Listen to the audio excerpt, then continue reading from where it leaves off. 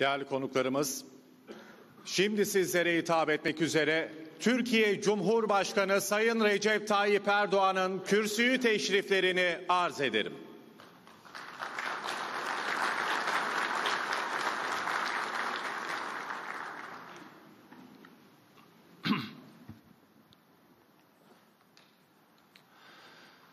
Bismillahirrahmanirrahim.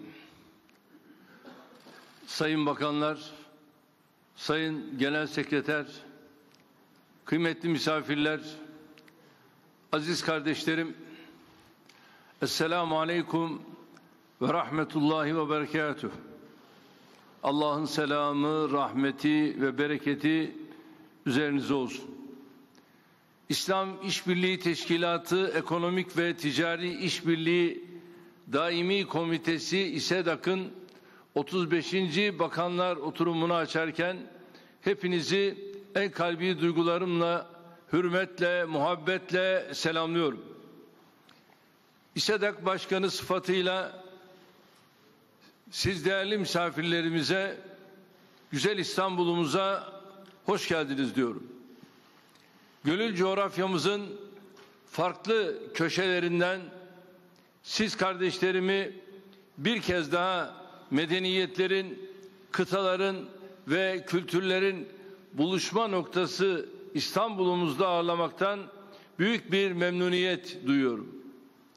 Buradan sizlerin aracılığıyla dünyanın dört bir yanındaki kardeşlerimize, dostlarımıza büyük bir heyecanla toplantımızı takip eden mazlum ve mağdurlara en derin muhabbetlerimi gönderiyorum.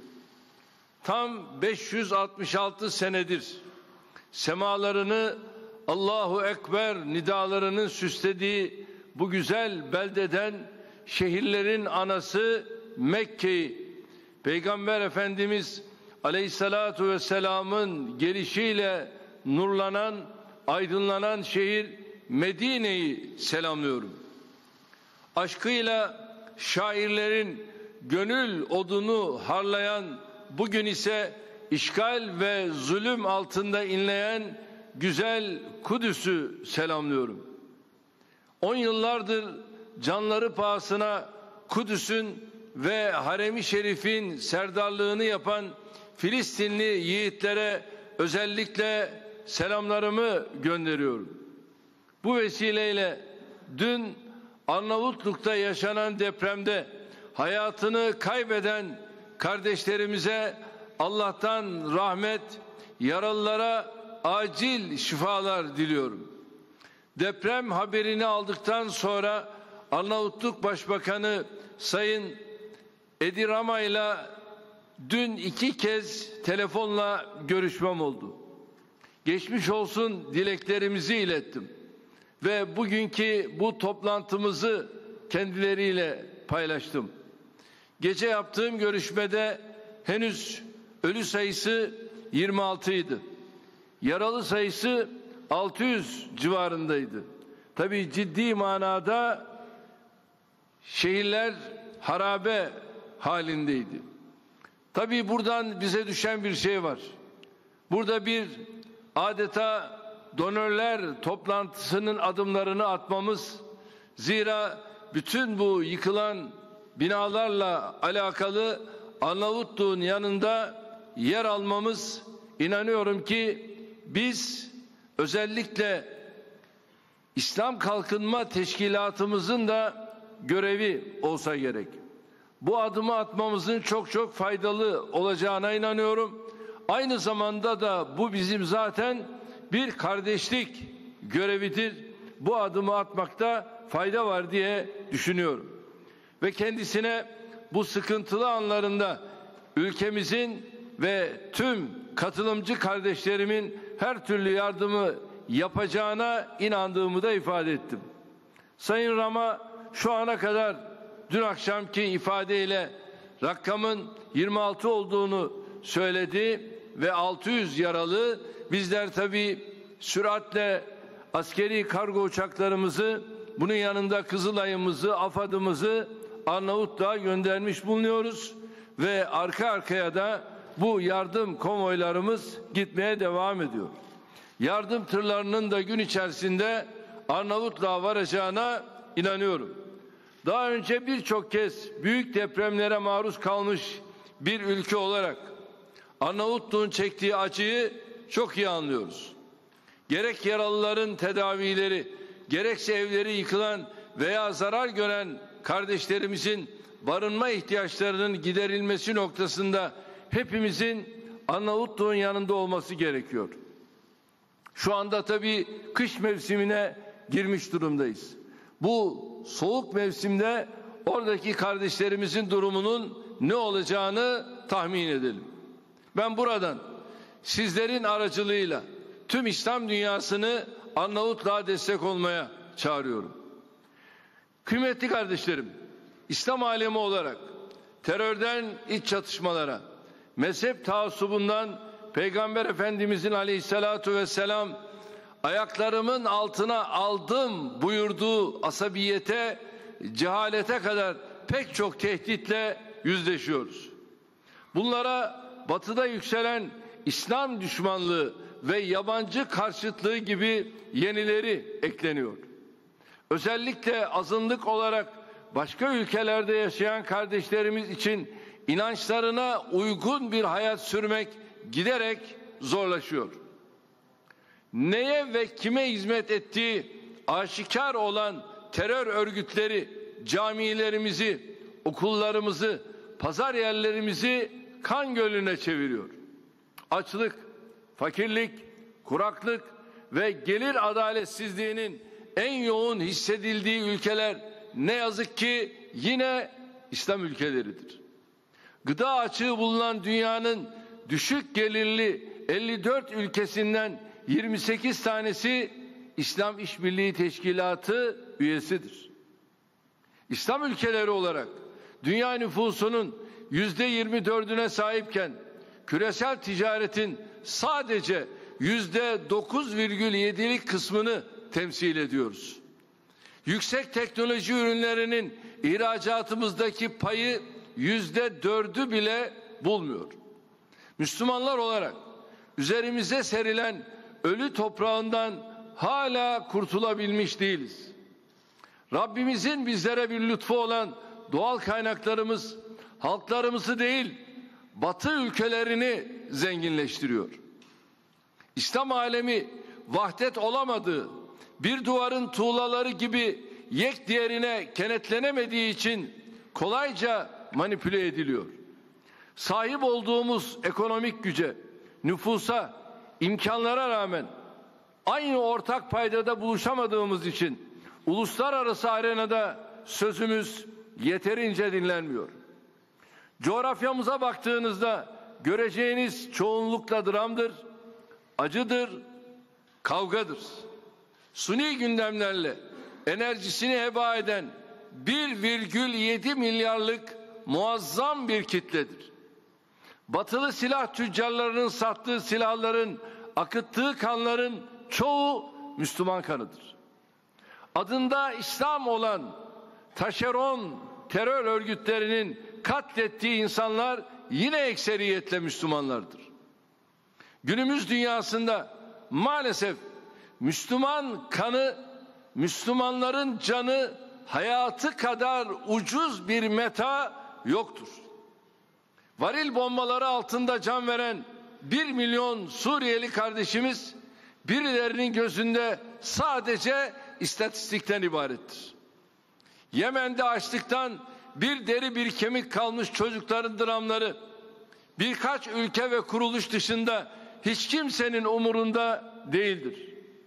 Gazze sahilinde top oynarken pervasızca öldürülen o sabi yavruların feryatları Birleşmiş Milletler Güvenlik Konseyi dahil hiçbir örgüt tarafından duyulmuyor. Somali'den Afganistan'a, Arakan'dan Türkistan'a, Libya'ya kadar nereye baksak benzer acılarla, benzer dramlarla karşılaşıyoruz. Söz konusu Müslümanlar olunca ölenler, zulüm ve acı çekenler birer can olarak değil, maalesef sadece birer fotoğraf karesi olarak görülüyor. Kardeşlerim, Elbette bu çifte standartta Güvenlik Konseyi gibi görevi küresel barış ve istikrarı korumakla mükellef kurumların acziyetinin çok büyük payı vardır.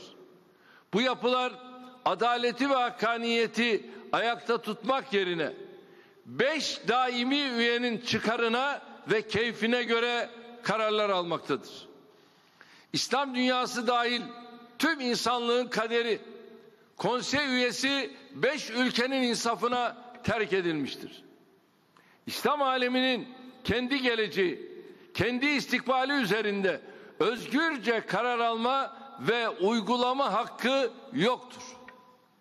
Dikkat edilirse Birleşmiş Milletler Güvenlik Konseyi üyeleri, daimi üyeleri kastediyorum. 5 tanesinin içinde bir tane Müslüman, halkı Müslüman olan ülke de yoktur. İkinci Dünya Savaşı'nın galipleri tarafından inşa edilen bu adaletsiz sistemin ila nihaya devam etmesi mümkün değildir. Uluslararası güvenlik mimarisinin günümüzün şartlarına göre yeni baştan düzenlenmesi bir tercih olmaktan çıkmış, zorunluluk haline almıştır. Hazreti Ömer Efendimizin buyurduğu gibi adalet mülkün temelidir. Haklının yerine güçlüğü, gücü elinde bulunduranı gözeten bir düzen hiçbir şartta refah, barış ve huzur üretemez. Türkiye olarak her fırsatta ve zeminde dillendirdiğimiz dünya 5'ten büyüktür çağrımızın gerisinde işte bu gerçekler vardır. Uluslararası toplumun artık bu hakikatlerle yüzleşmesi elzemdir. Adım atmakta geç kaldığımız her gün küresel adaletsizlik derinleşecek, çatışmalar artacak, dünyamız savaşlarla boğuşmayı sürdürecektir. Kardeşlerim, 5 daimi üye, 15 geçici üye. Bu 15 geçici üyenin içerisinde bir tane, 2 tane, 3 tane halkı Müslüman olan ülke yer alıyor diye lütfen kendimizi aldatmayalım. Geçici üyenin Birleşmiş Milletler Güvenlik Konseyi'nde ne hükmü var? Herhangi bir iradesi var mı? Yok. Her şey bu 5 daimi üyenin, hatta bunların içerisinde bir tanesinin 2 dudakları arasında. Onlar ne derse o. Bunun dışında bir şey yok. Kendimizi aldatmayalım. Önce kendimize inanalım. Şu gördüğümüz teşkilat sıradan bir teşkilat değil. İslam İşbirliği Teşkilatı olarak, İslam Kalkınma Örgütü olarak gücümüzü fark edelim. Kendimizi iyi tanıyalım. İyi anlayalım ve tavrımızı da ona göre belirleyelim. Yakın geçmişte Bosna'da, Ruanda'da, Irak'ta, bugün komşumuz Suriye'de, Filistin'de, Myanmar'da yaşanan acılara çare bulamayan bir Birleşmiş Milletler insanlığın sorunlarına çözüm getiremez. Buradan bir kez daha Birleşmiş Milletler Güvenlik Konseyi'nin yapısının, dünya nüfusunun coğrafi ve dini dağılımı göz önünde bulundurularak yeniden belirlenmesi çağrımı tekrarlamak istiyorum. Siz kardeşlerimizi de bu çağrımıza destek vermeye davet ediyorum. Kıymetli misafirler, mağduru olduğumuz bu vahim tablo sizin, bizim, hepimizin yükünü daha da ağırlaştırmaktadır. Müslümanlar her türlü şart altında adaleti, hakkaniyeti ve barışı savunmak zorundadır. Bizler bir kötülük gördüğümüzde önce elimizle, sonra dilimizle, bunu yapamadığımız takdirde ise kalbimizle buğz ederek o kötülüğe karşı çıkmakla mükellefiz. Rabbimizin mukaddes kitabımız Kur'an-ı Kerim'deki emirleri gayet açıktır. Allah adaleti, iyiliği, doğruluğu, yardımlaşmayı emrediyor. Çirkin işleri, kötülüğü ve haksızlığı yasaklıyor. Evet, bu ilahi emirleri açıkça ihlal eden hiç kimse İslam'a hizmet edemez. Müslümanlara, değerli kardeşlerim, hizmet edemez. Bu noktadan hareketle etrafımızı kuşatan zulümler karşısında hiçbir şey olmamış gibi davranamayız. Şahit olduğumuz bir hukuksuzluğu başkaları gibi uzaktan seyredemeyiz. Karanlığa kızmak, yardımı yabancılardan beklemek yerine o karanlığı delecek bir mum yakmak mecburiyetindeyiz.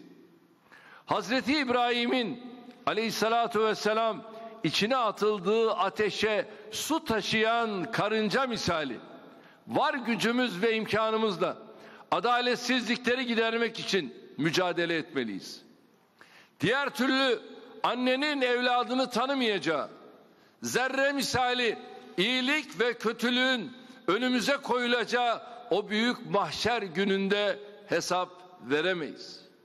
Hiç şüphesiz zulüm olduğu müddetçe adalete inanan, onu tesis etmek için var gücüyle çalışan adalet savunucuları da olacaktır. İşte bizler Müslümanlar olarak 21. yüzyılın adalet savunucuları olmak durumundayız. Bizler İslam ülkeleri olarak, barış dininin müntesipleri Müslümanlar olarak ne kadar birbirimize düşersek, umudunu bizlere bağlamış olan masumlar da o kadar çok sıkıntıya maruz kalacaklardır. Kardeşliği sadece sözde bırakmamalı. Teknik, ticari, ekonomik, kültürel, sosyal tüm boyutlarıyla hakiki manada hayata geçirmeliyiz. Bunun için elimizdeki imkanları kurum, kuruluş, örgütleri en iyi ve en efektif şekilde kullanmanın yollarını aramalıyız. Mesele gücümüzün, kapasitemizin, potansiyelimizin farkına varmalıyız. Bu sene 50. yılını kutlayan ve İslam dünyasını temsil eden İslam İşbirliği Teşkilatı elimizdeki imkanlardan birisidir. Teşkilat bugün 56 üyesi ve 5 gözlemci üyesiyle Birleşmiş Milletler'den sonraki en büyük ikinci uluslararası örgüttür. Türkiye kuruluşundan bu yana teşkilatın faaliyetlerinde aktif bir şekilde yer almış, teşkilatın güçlenmesi, daha etkin bir hale gelmesi için çaba göstermiştir.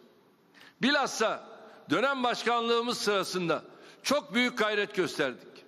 İslam aleminin beklentilerine cevap verecek bir sorumluluk anlayışıyla hareket ettik. Kudüs-ü Şerif'in hukuki statüsüne yönelik saldırılar karşısında hemen harekete geçerek Aralık 2017'de ve Mayıs 2018'de 2 olağanüstü zirve düzenledik. Filistinli kardeşlerimizin uğradığı zulme ve peygamberler şehri Kudüs'e yönelik emrivakilere karşı tepkimizi İslam İşbirliği Teşkilatı olarak hep birlikte İstanbul'dan duyurduk.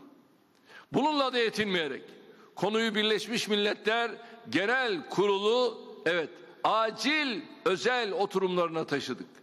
Zirvelerde aldığımız kararlar ezici oy çoğunluklarıyla uluslararası toplumunda vicdanında tasdik edilmiş oldu. Burada bir gerçeğin altını tekrar çizmekte fayda görüyorum. Tepki gösterilmeyen her zulüm, zalime cesaret vermekten başka bir işe yaramayacaktır. Filistinlilerin hayat, mülk ve çalışma haklarına saygı duymayan İsrail, bölgeyle beraber tüm dünyanın geleceğini tehlikeye atıyor.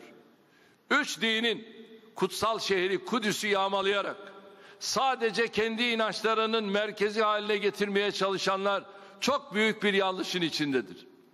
Batılı ülkelerin İsrail'i bu derece şımartmaları bilerek veya bilmeyerek gerilimi körüklemekten başka hiçbir işe yaramıyor. Türkiye olarak her türlü platformda Filistinli kardeşlerimizin haklarını ve Kudüs'ün mahremiyetini savunmaya devam etmekte kararlıyız. Kardeşlerim, İslam düşmanlığı ve yabancı karşıtlığı bilhassa Batı toplumlarında adeta bir veba gibi yayılıyor. Hemen her gün Müslümanlara ait ibadethaneleri, iş yerlerini, sokakta yürüyen Müslüman kadınları hedef alan nefret suçlarına şahit oluyoruz. Lafa gelince demokrasiyi ve insan haklarını kimseye bırakmayanlar, kendi topraklarında Müslümanların ve göçmenlerin taciz edilmesi karşısında 3 maymunu oynuyor. Peygamber Efendimizin aleyhissalatu vesselam şahs-ı manevisine yönelik hakaretler, düşünce özgürlüğü parantezine alınıp kapatılmak isteniyor. Bizim vatandaşlarımızın da hayatına mal olan ırkçı katliamlar, dönerci cinayetleri gibi lakayt ifadelerle önemsiz hale getiriliyor. Bu saldırılara karşı ortak bir tavır sergilemezsek korkarım ki Müslüman diasporayı çok daha karanlık bir gelecek beklemektedir. İslam İşbirliği Teşkilatı dönem başkanlığımız sırasında bilhassa da 52 Müslümanın hayatını kaybettiği Christchurch terör eyleminin ardından bu konuda bazı adımlar attık. Konunun ehemmiyetine binaen İslam İşbirliği Teşkilatı'nın zirve dönem başkanı olarak Acil İcra Komitesi'ni toplantıya çağırdık.